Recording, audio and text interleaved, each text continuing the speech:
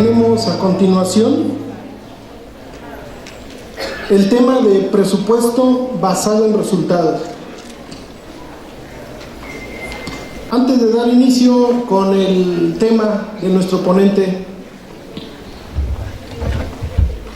recordemos que el objetivo primordial de este congreso, primer congreso de administración hospitalaria, es reflexionar sobre conocimientos en administración de la salud con enfoque hospitalario, que permita generar eficiencia con la calidad, mejoramiento continuo y de diseminación de prácticas exitosas. El maestro Jorge Montes Alvarado es médico cirujano, especialidad en estadística aplicada a la salud, tiene una especialidad en salud pública, tiene una maestría en administración de hospitales y actualmente labora en el Instituto Nacional de Salud Pública de la ciudad de Cuernavaca, Morelos. Maestro Jorge Montes Alvarado, su tiempo para su ponencia. Un aplauso para él, por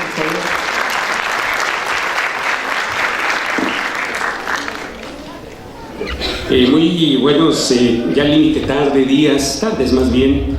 Sin duda una oportunidad para agradecer en principio al comité organizador que amablemente me ha invitado a este congreso, lo cual ha resultado pues motivador y espero en todo caso cumplir con las expectativas y más bien que este tema se convierta en un principio para profundizar en el tema. Iba a hacer 2 comentarios o aclaraciones y ahora son 3 porque aunque sería un honor ser egresado de la Universidad del Estado, realmente soy un egresado de la Universidad Nacional. Así es de que, bueno, esa es la primera aclaración. La segunda tiene que ver fundamentalmente con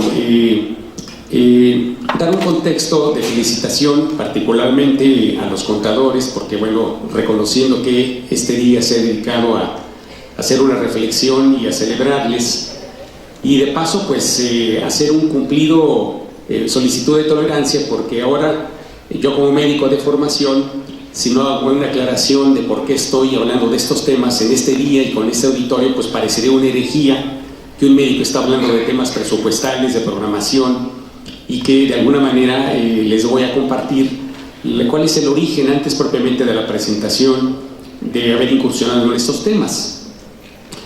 Muy pronto, muy reciente de haber egresado de la carrera de medicina en el 80, tuve la oportunidad de incursionar, como es tradicional uno como médico, pues al área clínica, y ahí me instalé fundamentalmente en el servicio de urgencias, no con mucho gusto, más bien producto de las circunstancias en los servicios de salud del estado de Morelos, y muy rápidamente y sin sentirlo, tal vez porque no había quien se hiciera cargo de esta responsabilidad, me pidieron que asumiera una función directiva como subdirector de los fines de semana, lo que ahora llamamos una jornada especial los sábados y domingos en el Hospital, digamos, General de Cuernavaca, la capital del estado. Y bueno, en buena medida, aunque ya tenía una especialización previa, no clínica, pues evidentemente, imagínense el contexto de los 80s. ¿Cómo era la organización de los servicios de salud en los 80s? Antes, como atinadamente compartió el maestro Emanuel Orozco, 84, época de la reforma a la constitución política de este país, y se incluye en el artículo 4 constitucional el derecho a la salud. Pues, ¿cómo eran los servicios? Bueno, pues los servicios estatales daban un conjunto de atenciones muy orientadas fundamentalmente a la atención médica, y la Secretaría de Salud Federal, a través de las llamadas entonces jefaturas de servicios coordinados de salud pública, se atendían de esos temas de la vigilancia epidemiológica y todo lo que implicaba, digamos, la prevención específica a través del naciente Programa Nacional de Vacunación. Entonces, en esa experiencia me di cuenta que, sin duda, la necesidad de conocimientos de la administración eran fundamentales.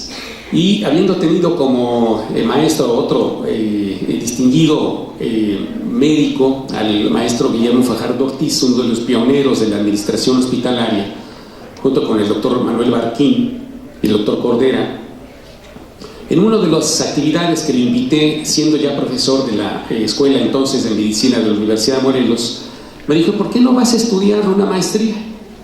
Y bueno, pues fue suficiente esa invitación para que efectivamente el segundo programa que en mi vida profesional incursiones a la entonces Escuela de Salud Pública de México, que ofrecía básicamente dos programas, la maestría en Salud Pública y la maestría en Administración de Hospitales. Y así fue como llegué al mundo de la administración hospitalaria. Y precisamente para terminar este, digamos, contexto de encuadre, porque estoy aquí, terminando la maestría, exactamente hace 30 años, aquí tengo una nota de la prensa de aquella época, del 10 de enero de 87, en donde ya como subdirector, ahora ya entre semana, ya no del fin de semana, encaminado a ser director del hospital, porque yo venía flamante diploma de maestro en administración de hospitales, pensaba que yo sabía mucho, y la verdad es que uno cuando egresa de un posgrado se da cuenta que cuando está en la realidad sabe, la verdad es que muy poco, porque en la práctica es donde realmente uno se pone a prueba, porque es otro mundo, y que en la vida académica no necesariamente uno adquiere las competencias que el mundo laboral le va a demandar. Y en esa entrevista, en ese comunicado que aquí tengo frente a mí como histórico de hace 30 años, que coincide con el surgimiento del Instituto Nacional de Salud Pública y el fin del ciclo de la Escuela de Salud Pública, que toda una tradición en América Latina, la Escuela de Salud Pública fundadora, digamos, de esta corriente en el continente, sobre todo en la parte latinoamericana, llegó a su fin, dando origen, reitero, al Instituto Nacional. Y en esa época, en esta nota, hablo de a 2 o 3 días, la próxima visita del entonces secretario de Salud, el doctor Guillermo Soberón, y ni más ni menos aviso que el hospital tiene el primer equipo de ultrasonido del Estado. Ese fue el motivo de la entrevista. Y el reportero me preguntó cuáles habían sido los criterios para que se compraran uno y no dos. Bueno, pues la verdad es de que le tuve que dar la vuelta, tuve que echar recursos ahí del lenguaje para no decir ni contestar lo que me estaba realmente preguntando, y dije, pues porque se necesitaba uno, punto final, ¿no?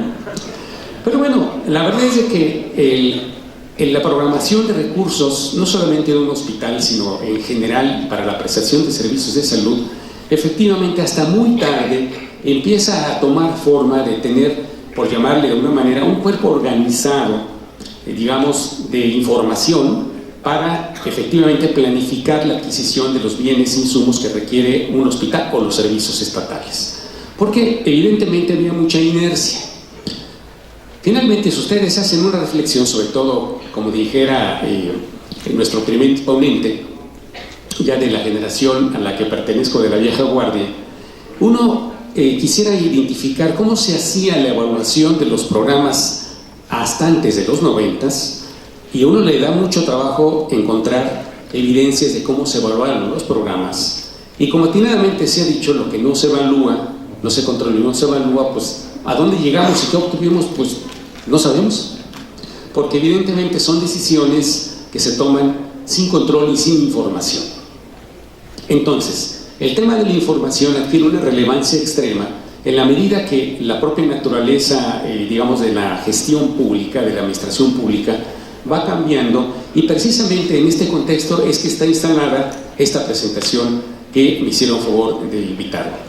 Claro, es un reto el hablarles de un tema del presupuesto basado en los resultados, porque tiene una cantidad importante de datos anecdóticos, son contenidos eminentemente declarativos, y que cuando el doctor Bañinas me invitó atentamente a participar acá en el Congreso, le dije, me voy a quedar el jueves y el viernes por si después de esto hay que aclarar algo o quieren algún equipo de trabajo colaborar, que pueda hacer alguna intervención ya más focalizada para lo que en este tipo de presentaciones hace falta, es llevarlo a la realidad, y esto solamente se logra a través de un taller, porque se requiere información real para identificar si este esquema o esta metodología de presupuesto es, por llamarle, aterrizable, operativamente hablando, en espacios diferenciados, en un hospital, en un centro de salud.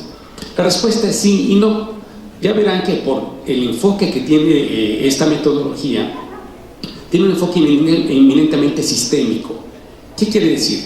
No se puede aplicar esta metodología de presupuesto a un hospital de los servicios de salud del estado de Chiapas.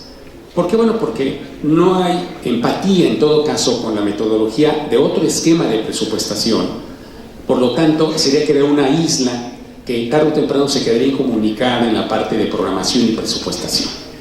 De tal manera que tiene esa, digamos, desventaja, pero sin duda toda la parte metodológica para llegar a un esquema de presupuestación con este enfoque sí es, digamos, universal y aplicable para, digamos, sentar las bases o hacer la construcción, digamos, del diseño del modelo de gestión para los resultados.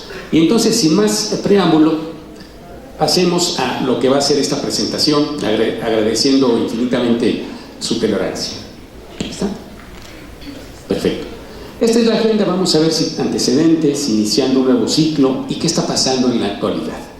En este contexto, entonces, quiero comentarles que precisamente en el último tercio del siglo pasado fue un último tercio plasmado de reformas, no solamente en México, sino en el mundo. No solamente que se incluyese el derecho a la atención a la salud en el 84, sino un conjunto de reformas que a los estados recibieron una serie llamada de atención, la inicial de los ciudadanos, por el agotamiento, digamos, del sistema o del statu quo de la administración pública, que se mantenía muy bien, muy inercial, pero básicamente sin rendir cuentas. Recuerden que hasta antes de los 80s, y que miren, cuando digo antes es simplemente un intento de corte en el tiempo, la estructura de programación dentro de las políticas públicas de programación y presupuesto había sido totalmente vertical y por tanto autoritario. ¿Por qué? Bueno, porque el poder estaba profundamente centralizado. ¿En dónde? Pues en el gobierno federal. De tal manera que el proceso de descentralización que justamente nace en los 80s es intentar el inicio de traslado de responsabilidades para hacer desde la concurrencia de responsabilidades en materia de salubridad general, involucrar a los estados en la generación, yo diría, de la operación de los programas. No podría ser de manera distinta, pero además intentar por vez primera fortalecer todo lo que tiene que ver con el componente de salud pública y darles una responsabilidad mucho más, digamos, estructurar a los estados para asumir diversas responsabilidades en la materia. Como les decía, es una presentación cargada de antecedentes declarativos. No me voy a detener evidentemente a leer todo esto, me dan motivo para que ustedes lo lean y me dan pauta para que yo siga haciendo algunos comentarios para ir profundizando en el contenido de las láminas. Sin duda, ya entrado a los 90s, toda esta demanda ciudadana en el mundo y particularmente en América Latina, no olvidar que en América Latina o teníamos particularmente al sur de nuestras fronteras estructuras representadas por gobiernos autoritarios derivados de golpes de estados, o democracias como la mexicana, que de alguna manera u otra, ya recordarán que no había sido una democracia internacionalmente reconocida precisamente porque hubiera participación efectiva, y esto da como consecuencia que también México se ve inmerso en algo que se encuadra en algo que se denomina la nueva gestión pública. ¿Qué tiene de nuevo esta gestión pública? Bueno, pues ni más ni menos aparece, como ustedes ven en esa lámina, en los 80s aparece otro factor que actúa como un precipitador de este enfoque de la nueva gestión pública, que es la llegada gradual de las tecnologías de la comunicación y de la información. Simplemente, ustedes recordarán cómo era el sistema de información en salud antes de las TICs. Bueno, pues en hojas de 40,000 renglones y columnas que literalmente tenían que viajar físicamente de los centros de salud a las jurisdicciones, de las jurisdicciones a los estados, todo en papel, y de los estados a la Secretaría de Salud Federal. Entonces imagínense lo que representó la llegada de las TICs para no solamente el caso de salud, sino particularmente para el mundo de los servicios públicos, que ahora tenían efectivamente un nuevo esquema para la toma de decisiones, haciendo que el uso o el apoyo de estas tecnologías fueran evidentemente mucho más racionales. Y cuando uno dice más racionales, uno empieza inevitablemente a pensar en la necesidad de hacer una redefinición de las estructuras organizacionales del sector público, buscando efectivamente mayor eficiencia y eficacia, introduciendo estructuras lógicas, nuevos valores, iniciar la medición y evaluación del rendimiento con esquemas de presupuestación en donde fueran cada vez más claros y tuvieran evidentemente un sentido de mayor seguimiento. Claro, empieza todo un enfoque llegado, digamos, en buena medida del sector privado, que los resultados y los esfuerzos del sector público aparece por primera vez en el léxico de la administración pública el concepto de cliente, identificado en consecuencia o traído de la jerga de otro sector, buscando que tuviera efectivamente el beneficiario de los servicios públicos un valor agregado. Ojo con esa palabra, valor agregado. También se define en este nuevo enfoque de la gestión pública entre otros elementos, a separar los papeles o los roles del mundo de la gestión pública o la administración. Tal vez uno que vemos dentro del sistema de salud, para tocar un poco el piso en este concepto declarativo, está cuando surge, como comentó el maestro Orozco, en la reforma a la Ley General de Salud de 2003, que surge el sistema de protección social en salud, en donde se busca separar efectivamente el papel de prestador, es decir, los servicios que operan los servicios, con el papel de financiero, que es justamente el surgimiento del Seguro Popular o del sistema de protección social en salud, y el tercer actor, la rectoría, que básicamente instalada en la Secretaría de Salud, con órganos paralelos en acompañamiento, generadores de documentación y de políticas en la materia, como el Consejo de Seguridad General. Efectivamente es un cuadro muy esquemático de separación de funciones. Cuando en la gestión pública no se da sentido y se aplica efectivamente la voluntad para hacerlo, pasa lo que pasó en la reforma del 2003, porque los estados, lejos de aprovechar, me refiero a las entidades de nuestro país, con servicios de salud descentralizados, en lugar de aprovechar la coyuntura de la reforma y hacer que sus regímenes estatales fueran independientes a los prestadores, los fusionaron. Entonces el papel financiero quedó dentro del prestador, provocando lo que tarde o temprano iba a ocurrir: un abuso y un desvío en los recursos que llegan a los estados, provocando evidentemente enormes boquetes que dan como consecuencia el incumplimiento de parte de los objetivos de la reforma del 2003. Tuvieron que pasar cerca de 13 años. Seguramente ustedes saben que hasta el 2015 los regímenes estatales son separados de los estados. Esta es una decisión estratégica en términos de, por fin, generando organismos públicos descentralizados.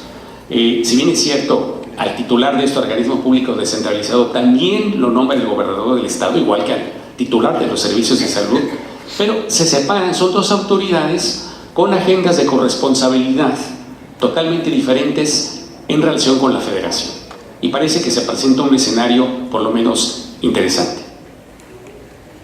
En esta parte de la agenda, en la parte final, esta inercia de hacer que los estados adquieran mejores prácticas o buenas prácticas en su quehacer queda plasmado con el surgimiento de este organismo, la CLAC,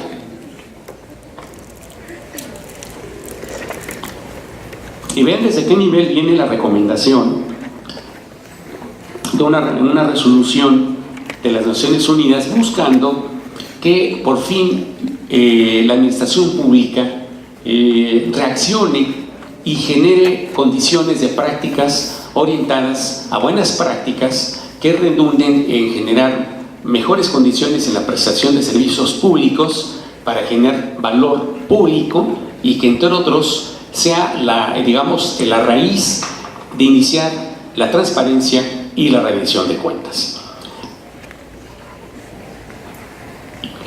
Antes de dar paso a la segunda parte de la agenda, conviene precisar que esta fusión o esta declaración inicial de trasladar algunas prácticas de la iniciativa privada al sector público, también quiero matizar, porque a veces uno se va con una falsa premisa que en la iniciativa privada todo está bien y que hay transparencia y están orientados fundamentalmente a satisfacer a los clientes. Y no necesariamente eso corresponde a la realidad. Y no necesariamente todas las prácticas, tanto propiamente las técnicas como las interpersonales de quien toma decisiones del mundo privado, funcionan en el mundo público. Tal vez un ejemplo muy contemporáneo es como un exitosísimo inversionista del sector privado en Estados Unidos se convierte en presidente, y ustedes pueden sacar sus conclusiones.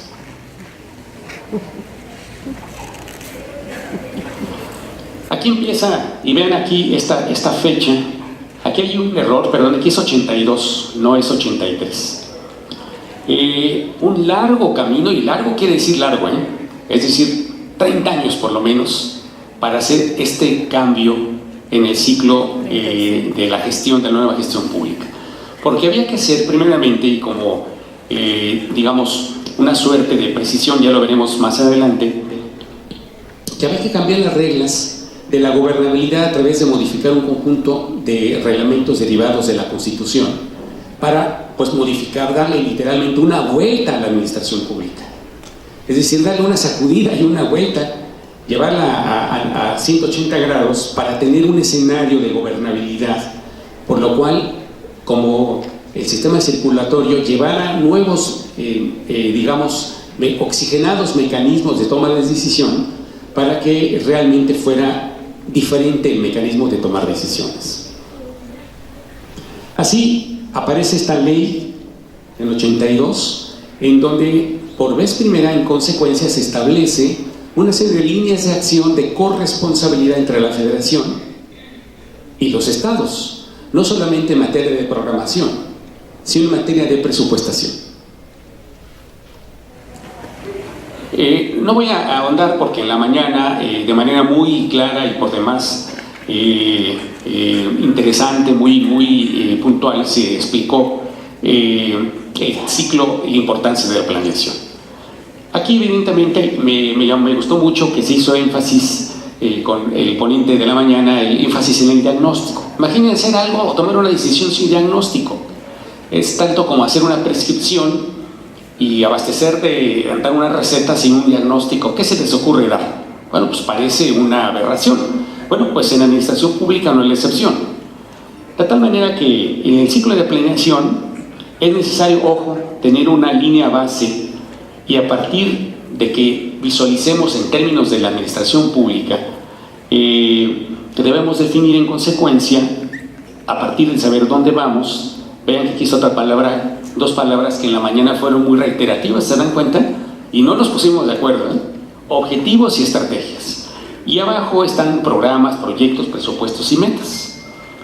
La verdad es de que cuando uno ve esto en la vida cotidiana, uno también hace este ciclo, solo que no lo registra. No tenemos, digamos, una cultura para llegar a cada quien a sus casas, hacer una reunión familiar y decir, vamos a planificar el año, y cada quien toma en cuenta sus opiniones y hacen su diagnóstico y van haciendo un control de avance de las metas familiares, ¿no? Pero la verdad es de que de manera incipiente sí generamos una conducta y generamos, digamos, un orden al interior de los núcleos familiares que tratamos de aprovechar, digamos, de dónde venimos, dónde estamos y qué queremos de manera cotidiana.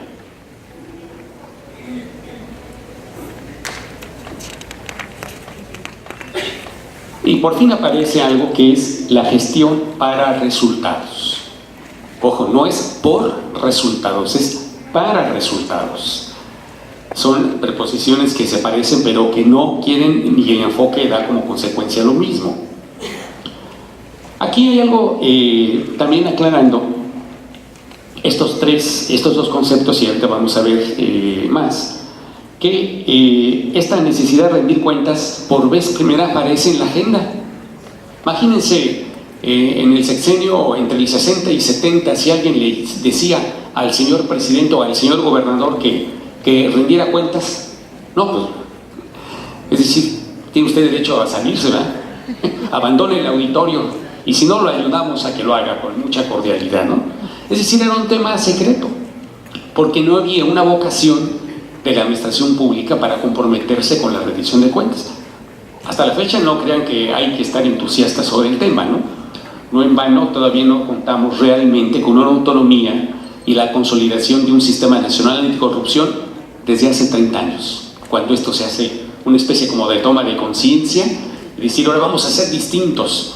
Pero bueno, el ser distintos puede representar para diferentes estructuras de los gobiernos federal, estatal y municipal, el paso que siga, si no se hace con la claridad y contundencia, puede representar un disparo al pie, ¿eh? Porque tiene esto que viene son palabras mayores. Entonces, eso uno diría, bueno, qué decepción, no lo ven así. 30 años y ha pasado realmente poco, porque la gestión para resultados es realmente una cultura organizacional, y esto viene de la alta dirección. No es así que vamos a ponernos de acuerdo para decirle al director que hay que cambiar para ser mejores, ¿no? Esto viene de la alta dirección, y esto viene en consecuencia de un perfil de directivos, no solamente de servicios de salud, sino en total de la gestión pública, que tenga una perspectiva totalmente diferente, que rompe el paradigma del presupuesto inercial o de estar dando resultados pues simplemente porque hay que dejarse llevar por la inercia cotidiana de la organización. Y aquí aparece un organismo que pues gradualmente aparece en la agenda de México y de varios países de manera muy cotidiana, que es esta Organización para la Cooperación y Desarrollo Económico, digamos, se le conoce como el Club de los Países Ricos, y bueno, pues nosotros somos parte de esa organización, aunque eso de país rico, digamos, a veces nos produce un ligero suspiro, por no decir una sonrisa socarrona de por qué estamos metidos en ese club. Aquí, en consecuencia, es donde en buena medida la suma de este organismo, vean la fecha y vean cuando México ingresa a este organismo, en donde el haber incursionado México en esta agenda internacional, ya de por sí lo que estaba ocurriendo en la nueva gestión pública, se agrega a otra participación de un organismo internacional, en donde ya se prende, por llamarlo de alguna manera, otros focos de atención, porque estar en este club implica, o en este grupo para ser más propio, implica inevitablemente dar señales reales, evidencias de que la gestión pública, la administración pública está cambiando realmente con un compromiso orientado a sus ciudadanos, y en donde la rendición de cuentas es un componente fundamental. Tal forma que nos agregamos en este año, siendo el país número 25 de este organismo. Entonces ya tenemos como que dos escenarios de antecedentes. ¿Y dónde estamos? ¿Qué ha ocurrido durante estos 30 años para impulsar este enfoque de presupuesto para resultados? Ojo, instalado en la gestión para resultados. Es decir, tal vez antes de hablar de presupuesto basado en resultados, el discurso o la alta dirección debe comprometerse a gestionar un nuevo enfoque, una cultura organizacional, que las decisiones se planifiquen fundamentalmente para dar resultados. ¿Qué es esto de la gestión para resultados? Bueno, está instalado en estos 5 principios básicos: centrar el diálogo en los resultados. Es decir, ¿qué esperamos? Si vamos a invertir un recurso público, bueno, sus accionistas somos los contribuyentes. Entonces, esto significa que en las instituciones públicas deben dar resultados. Alinear la planeación y todo este proceso con los resultados, porque al final de cuentas a los ciudadanos hay que rendirles cuentas de la inversión que hacen en este gran organismo que se llama, llámese México, Chiapas, Tuxtla, etcétera, etcétera. Promover y mantener procesos sencillos de medición e información, gestionar para y no por resultados. ¿Qué quiere decir esto? Tenemos una cobertura de vacunación del esquema para preescolar del 98% en el estado. Ese es por resultados. Qué bueno. Habría que ver cuánto costó en términos financieros, pero debemos preguntar, ¿y realmente se controlaron o disminuyeron todas las prevenibles por vacunación? Ese es un resultado, ¿cierto? Eso es lo que esperamos. No vacunar a todos, sino que esa vacunación sea virtuosa y que se refleje fundamentalmente en un resultado exitoso en beneficio de quién, de la organización, no, de la población. Y usar la información sobre resultados para aprender y apoyar la toma de decisiones, ojo, y rendir cuentas. Esta es una piedra del zapato en la administración pública.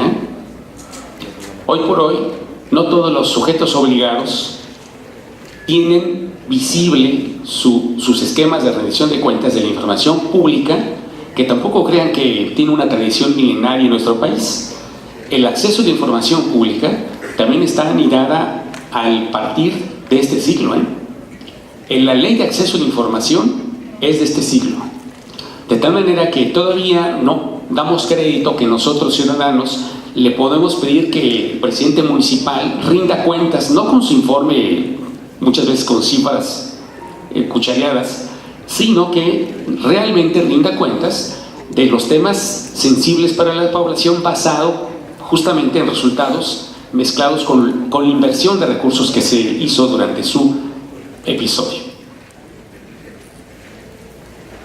Esta presentación, le comentaba el doctor Ballinas, toda vez que aquí empieza una parte muy saturada de datos, esta fue preparada para ustedes, se la van a seguramente a llevar, porque tiene incluso una serie de vínculos para que ustedes la puedan revisar de manera ya muy detenida, pero vean todo lo que ha implicado de modificación de leyes para avanzar en el presupuesto, pasar los resultados.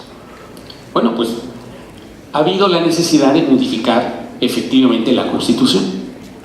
Es decir, ha habido 30 años de reformas, de reglamentaciones secundarias, de lineamientos, de reglamentos que permitan en todo caso, ven aquí está un documento para ustedes seguramente conocido, el Plan Nacional de Desarrollo, que está instalado en la Ley de Planeación, en el artículo 27 de la 26 y 27 de la Constitución Política, y que da como consecuencia que ahora hay una obligación de los ejecutivos federal y estatal a hacer un plan de desarrollo, y de los sectores a hacer el programa sectorial de salud, y de los gobernadores y de sus equipos de trabajo hacer lo propio. Pero ojo, es muy importante que los ciudadanos estemos atentos de cómo se rinde cuentas al logro de lo que se planifica, y para esto precisamente sirve esta metodología. No los quiero aburrir con todo este catálogo de leyes, ¿verdad?, porque me voy a tardar 5 minutos en leerlas, pero surgen nuevos componentes de gobernabilidad. Aquí están, que ya los diferentes niveles de gobierno cuentan con nuevas herramientas de gestión para encarar las responsabilidades de una manera diferente. Esto tampoco se los voy a leer, es una especie como de línea de tiempo muy atiborrada en 2 partes, en 2 láminas. La letra es muy pequeña, pero da como consecuencia, aquí está, me voy a quedar con la primera: marco jurídico y normativo para el presupuesto basado en resultados y la insinuación del sistema de evaluación del desempeño. Y ven aquí, se adopta la metodología del marco lógico para la definición de objetivos, indicadores y metas.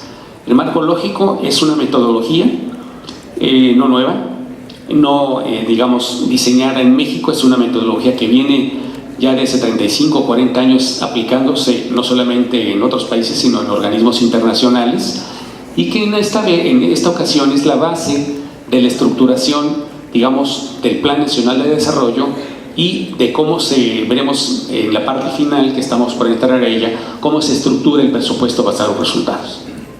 Es la segunda lámina, les decía, aquí algo quiero destacar: el marco conceptual de la contabilidad gubernamental y postulados básicos de la contabilidad gubernamental.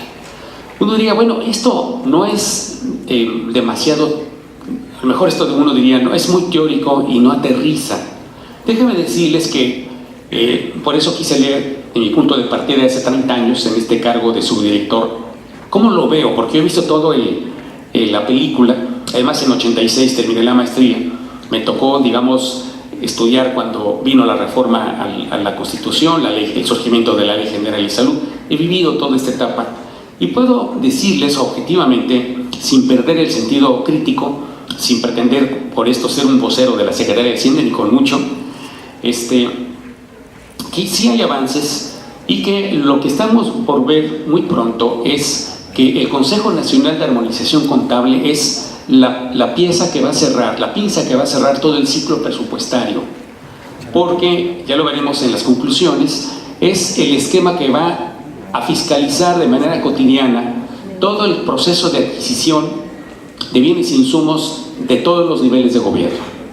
Se dice fácil, pero el proceso de construcción lleva 6 años. Estamos entrando al 7º año para construir, a partir del diseño de la Ley de Contabilidad Gubernamental y el Consejo Nacional de Armonización Contable, este ciclo.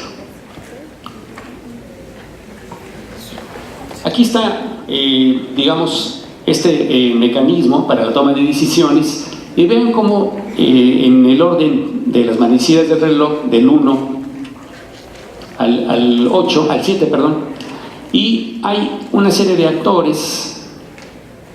Acá están, que están involucrados en este ciclo, y debo decirles que los niveles de gobierno que están involucrados son todos. No importa que el hospital sea un hospital de alta regional de alta especialidad, le aplica. No importa que sean los servicios estatales, no importa que sea el gobierno municipal, porque al final de cuentas, digamos, la concesión, por eso les decía, es un enfoque sistémico.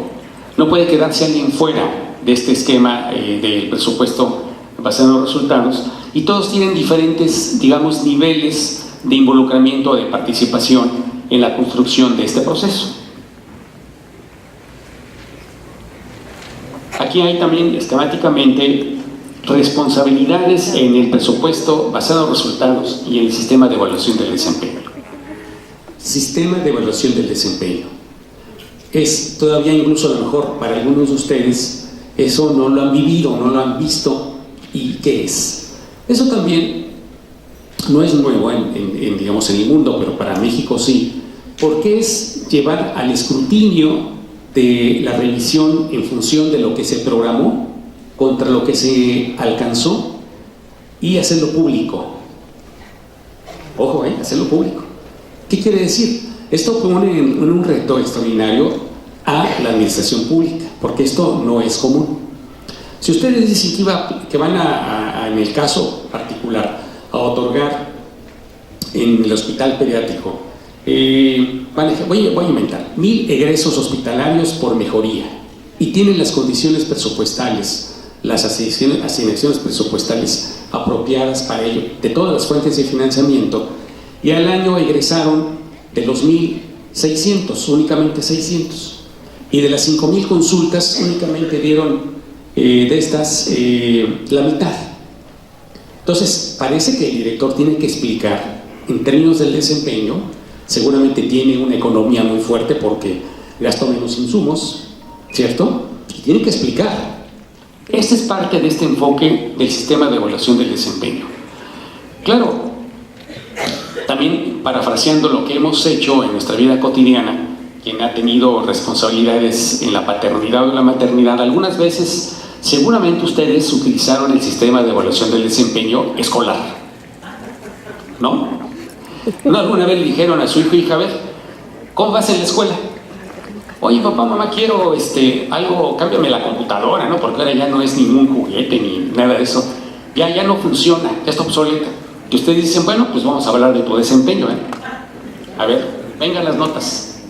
Y venga la evaluación de cómo has cumplido con tus responsabilidades cotidianas. Bueno, si allí llamamos a cuenta, si nosotros somos actores, parece que este componente, y allí es donde toma hace rato que comentaba el maestro Emanuel Orozco, el término de gobernanza, que la diferencia desde mi punto de vista de gobernabilidad y gobernanza es que la gobernabilidad fundamentalmente la ejerce la autoridad que tiene facultades y está dotada de infraestructura y de leyes y reglamentos. Cuando hace gobernanza es que se involucra a otros actores, es decir, la sociedad. Dejamos la pasividad o el área de confort para convertirnos en actores, y tal vez sin ser necesariamente, pero necesariamente esto es cuando ustedes en sus localidades tienen por ejemplo, un aval ciudadano auténtico o un comité municipal de salud auténtico. ¿Qué quiere ser auténtico? Bueno, pues que no sea que ustedes le muevan la cuna, ¿verdad?, a los resultados, ni a los indicadores de calidad o de acreditación. Entonces, allá hay una verdadera incipiente de gobernanza, en donde de manera genuina la población se interesa. No ha sido una virtud de nuestra sociedad, tiene explicaciones históricas y hasta antropológicas, parafraseando al maestro Orozco, que pues porque no estaba bien vista la participación genuina, ¿verdad? La participación en nuestro país ha sido históricamente inducida. ¿A través de qué? Pues del beneficio de algo. Pues es como que la natura del sistema político, ¿no? Bueno, pasemos a otra cosa. Entrando ya a la recta final, vean dónde está instalado el tema del presupuesto y su evaluación. Y todo esto parece una declaración pues de gusto, nadie se opondría a que esto debe ocurrir, ya hay un marco legal. Y vean que para el caso de la evaluación del gasto federalizado, instalado en una ley federal de presupuesto y responsabilidad hacendaria, parece que hay ya un conjunto, digamos, de elementos que su elemento culminante es la estructuración de indicadores de desempeño. ¿Qué quiere decir? A diferencia del presupuesto tradicional inercial, ahora en el presupuesto basado en resultados, pues necesitamos medir realmente si hay una asociación entre el resultado vinculado con el programa o un subcomponente del programa y el presupuesto asignado. Parece entonces que allí el recurso de contar con un sistema de información es fundamental, tener un calendario para hacer seguimiento al logro de los resultados parciales en un año fiscal es fundamental. O sea, hay un conjunto de elementos que habrá que hacer. De tal manera que, vean, todos están involucrados a administrar con estos criterios. Pues sí, ¿verdad? No puede ser otra forma, y los resultados, los recursos deben ser evaluados. Es decir, este término de la evaluación, y evaluación ya es como una obsesión, porque está en proceso de construcción. Realmente este ejercicio que obtenemos de exponernos realmente si nuestros digamos, antecedentes profesionales responden a un perfil profesional y el estar expuestos cotidianamente a la evaluación, es más bien ya una cuestión hasta que empieza a ser, no solamente ha pasado de lo educativo a lo cultural.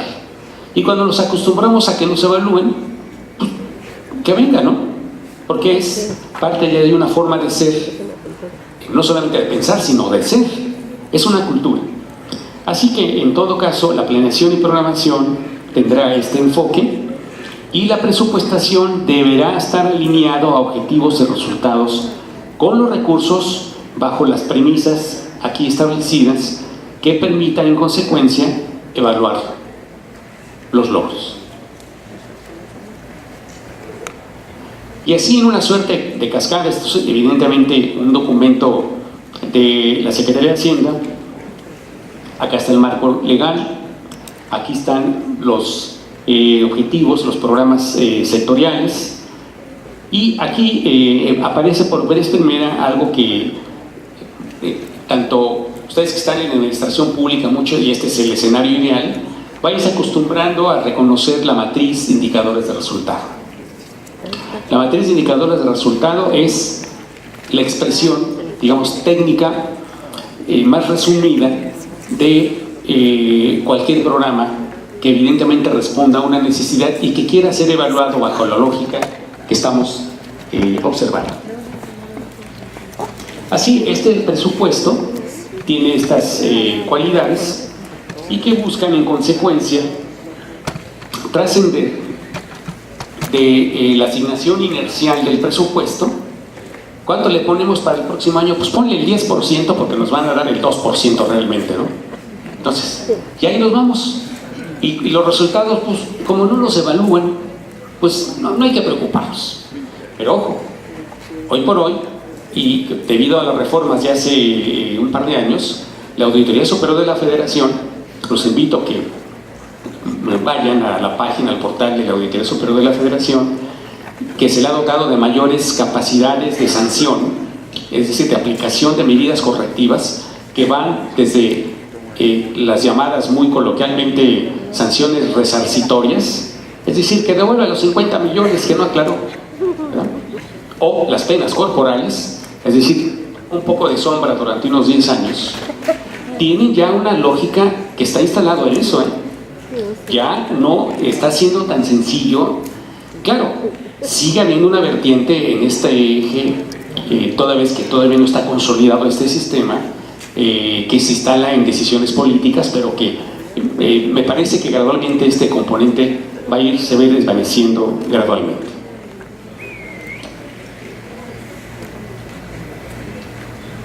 Finalizando, aquí tienen ustedes una referencia del enfoque inercial. Comparen cuántas vacunas puedo aplicar y comprar y aplicar, y aquí realmente hay posibilidades de que en base en esto aumente la esperanza de vida. Vale la pena entonces gastar y darle a todos los niños o a todas las, ¿se acuerdan cuando iniciaron los Días Nacionales de Vacunación? Un eje central instalado por dos distinguidos colegas en la salud pública en el sexenio que el doctor Cumate fue secretario de Salud y el doctor Sepúlveda, el subsecretario de Promoción y Prevención, se instalan en los Días Nacionales de Vacunación y se ingresó a los días la incorporación, se ingresó el suero vida oral, que fue un componente exitosísimo. Yo diría, ¿cuánto se gastó en preparar los sueros y distribuirlos? Bueno, eso efectivamente es cuantificable, pero aquí es un buen ejemplo, cómo disminuyó la mortalidad preescolar por diarreas. ¿Se dan cuenta?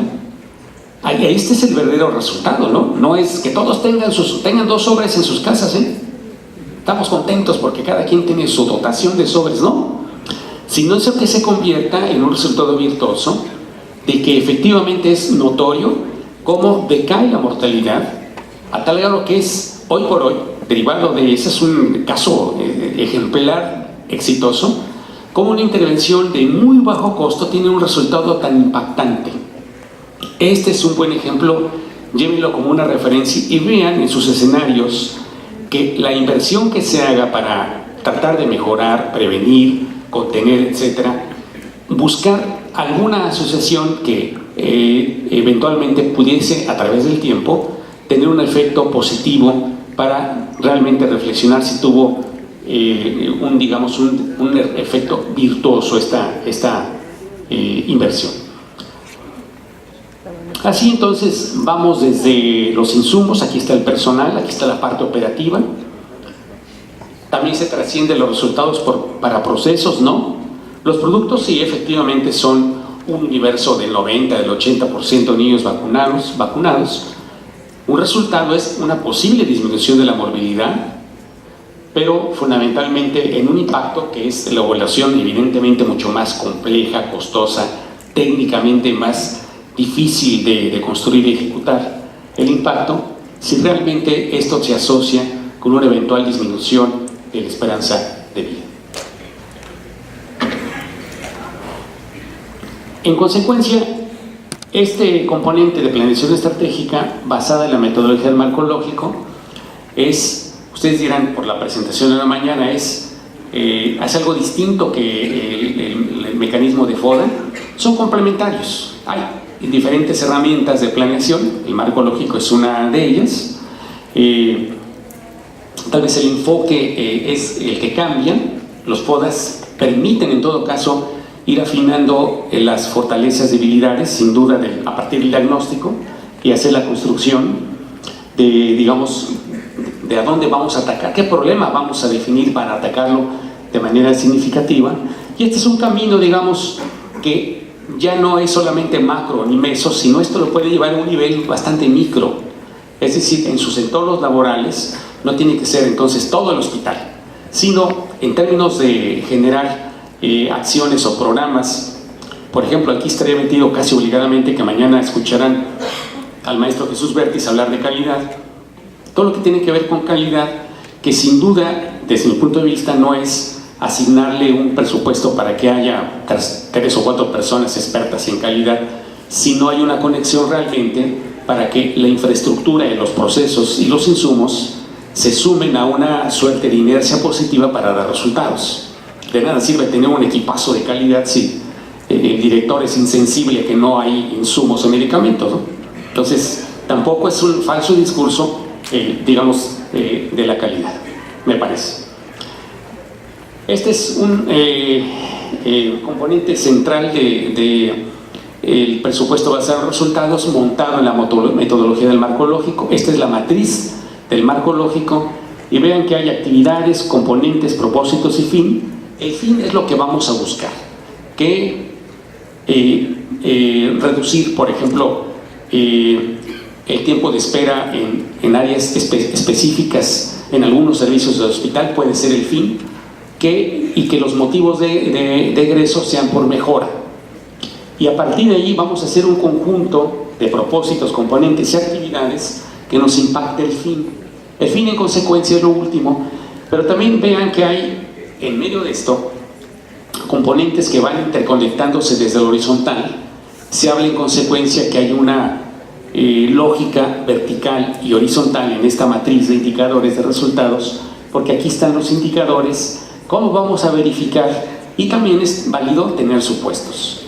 En consecuencia, esta es la esencia de la metodología del marco lógico, en el cual está montada el presupuesto basado en resultados. Aquí una breve definición.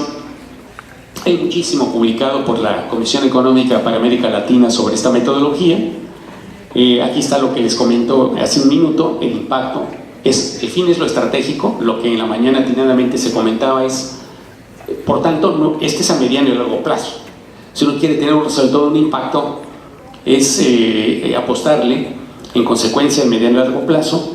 El propósito, que también tiene un componente estratégico, es un producto intermedio, básicamente instalado en eficacia y calidad, y el resultado bien tangible que se entregará a la población objetivo.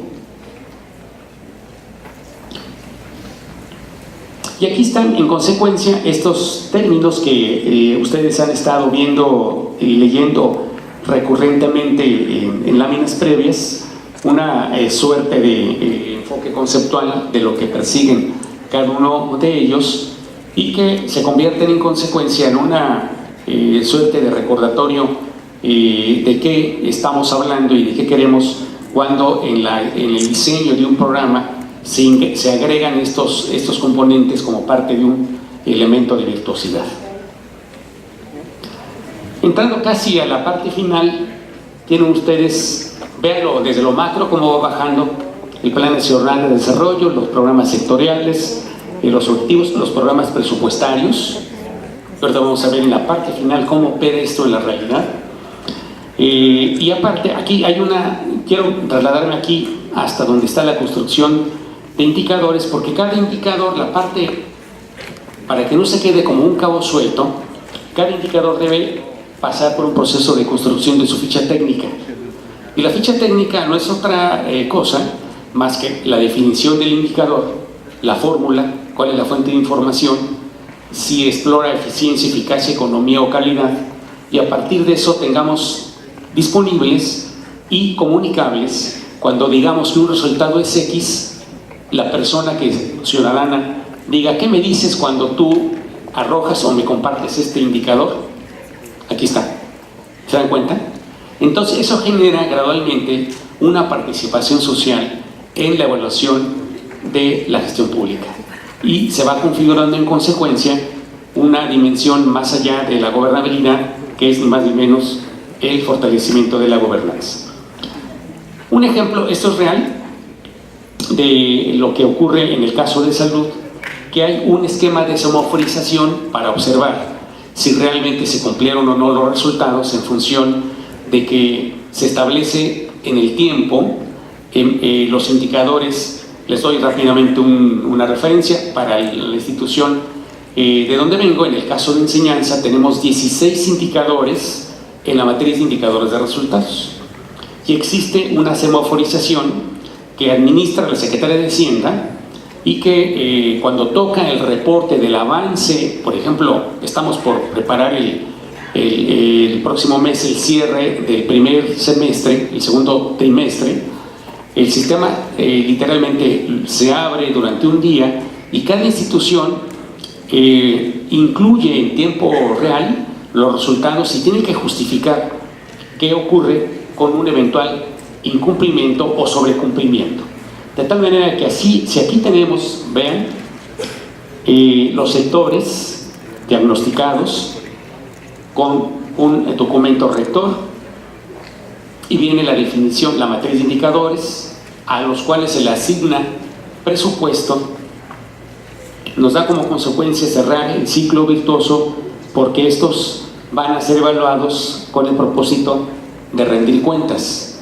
En el caso de esta institución, del Instituto de Salud Pública, si tenemos un recurso asignado para mantener, por ejemplo, una tasa de graduación de nuestros alumnos en alguno de los programas, que cada corte en el plazo reglamentario para que gradúen deben graduar por lo menos el 80%, y digamos, programa tiene una asignación presupuestal. Imaginen ustedes el papel que haría el director si en un informe gradúa únicamente el 40%. Sí, bueno, sí, director, y dígame por qué alcanzó la mitad. Al principio no pasa nada, ¿verdad? Pero tienen que explicar. Y verán que esto ya no es tan que no pasa nada y nadie lo ve. Porque la próxima semana, en el caso de la institución de donde colaboro, este Comité de Control y Desarrollo Institucional, seguramente ustedes lo conocen, los COCODIS, que participa en la función pública, y los comisarios de la función pública, el director, es un hecho, unos datos reales que les voy a compartir. Estamos, digamos, estamos por debajo de lo esperado en las metas de educación continua. Y el director tiene que explicar en ese comité cuáles son las causas. O sea, que el director, digamos, ahora ya en un escenario, permíteme dar esta ilustración, en un nivel altísimo de la institución, con actores que lo someten a evaluación para que justifique por qué no se están logrando las metas esperadas. Eso, hablar de eso hace 30 años era impensable. Impensable. Claro, está el proceso todavía de construcción. ¿Cuándo contamos con una comisión que evaluara de manera externa los programas o la política social? Pues también esto es bastante joven. Ahora ya sabemos, por ejemplo, el desempeño de programas sociales con una óptica mucho más objetiva, que al combinarse, por ejemplo, con las encuestas nacionales de salud, en el caso del tema, pues ya conocemos otro ángulo, que ya no solamente las cifras de los resultados de gestión que tradicionalmente se rinden por parte de los ejecutivos. Ahora tenemos otros ángulos y que hay elementos para cuestionar seriamente el desempeño de quien toma las decisiones. Vean que hay entonces un esquema de semaforización. Cuando cumplimos, digamos, nuestra tarea del 95 al 105, en términos de lo programado, lo alcanzado, verde, palomita. Cuando estamos por debajo, entre un 90 y un 95, por arriba un 105, 100. ¿Qué quiere decir? Tanto es observable si hacemos menos como si hacemos más, porque si tuvimos recursos para hacer el 100%, nada más dime cómo lo hiciste o por qué se te dio de repente que estás aumentando tus resultados en el plazo obtenido, transcurrido. Y aquí está el que cualquier director no quisiera ver, ¿verdad? Si tienes 16 indicadores y vas al comité o a la junta de gobierno, dices que tienes 10 en rojo, pues tienes aquí a todo el equipo detrás de ti para tener una sólida justificación, porque inevitablemente esto se convierte en un foco rojo para la institución, ¿eh? En consecuencia, este proceso de rendición de cuentas, ven acá están, el formato implica la inclusión de las justificaciones de las causas, de los efectos y de otros resultados, claro, que pueden influir en un eventual sobrecumplimiento o un incumplimiento de las metas.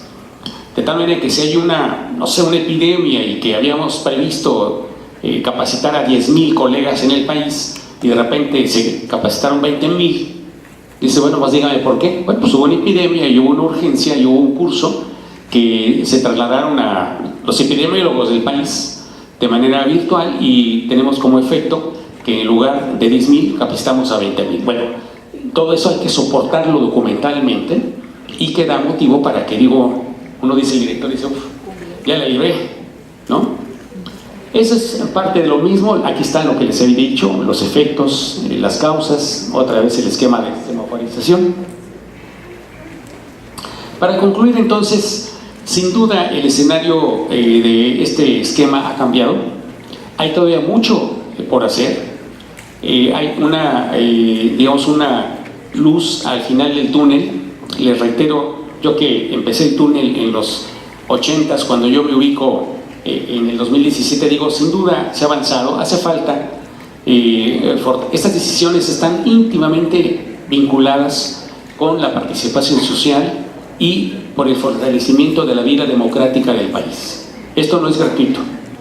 Esto tiene que ver una participación cada vez más activa y consciente en los esquemas que, con todas las dificultades y fallas y errores que hay en el esquema de participación civilizada a través de los procesos electorales, se requiere una participación mucho más activa y más crítica, dando una pauta de horizonte diferente en los próximos años para que esto no se convierta en otros 30 años. Imagínense ustedes, sobre todo a los estudiantes que atinadamente nos acompañan, jóvenes que en 30 años estén viendo que no hay rendición de cuentas y que tampoco hay transparencia, ¿verdad? Y que se está haciendo lo mismo con los mismos resultados. Entonces eso sí sería verdaderamente, no solamente para uno que a lo mejor seguramente yo no estaré, pero ellos de frustrados, decir, oye, eso lo vimos en un auditorio hace 30 años, ¿no? Entonces, bueno, el reto es evidentemente seguir avanzando. Le comentaba al doctor Ballina, yo voy a quedar aquí hoy y mañana si alguien se interesa en que podamos conversar o quiera que le envíe algún documento especial o que les dé alguna publicidad de algún curso, también lo hago, para que se animen a participar en los cursos de la oferta que tiene el Instituto Nacional de Salud Pública, virtuales y presenciales, con mucho gusto. Y concluyo advirtiendo que tuve el privilegio de que fuera mi maestro y un amigo que durante mi etapa en la Facultad de Medicina, yo fui profesor en la Universidad de Morelos 27 años y fui director de la Facultad de Medicina. Y uno de los amigos, no pudimos pasar una fotografía que estoy con él hace 20 años, que me acompañó, un chiapaneco distinguido de los muchos que ha dado este noble estado, me acompañó con opiniones, consejos, además de que fui maestro, y quería pues ahora recordarlo en este acontecimiento como fue el doctor Velasco Suárez. Entonces le guardo un gran respeto y cariño como mentor, y la verdad es de que perteneció a una pléyade de distinguidísimos mexicanos que generacionalmente cambiaron en buena medida la perspectiva de atención a la salud con la creación de institutos nacionales de salud, y pues él hizo lo que le tocaba hacer, y me parece que hay hechos o resultados que deben evaluarse y tener en perspectiva por lo que representó para el presente de la atención a la salud en México. Muchas gracias por su paciencia y queda a su disposición la presentación.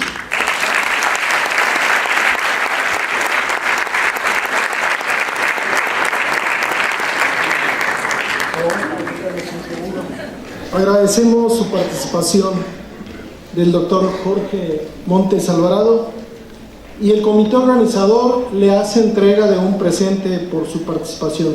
Gracias, doctor.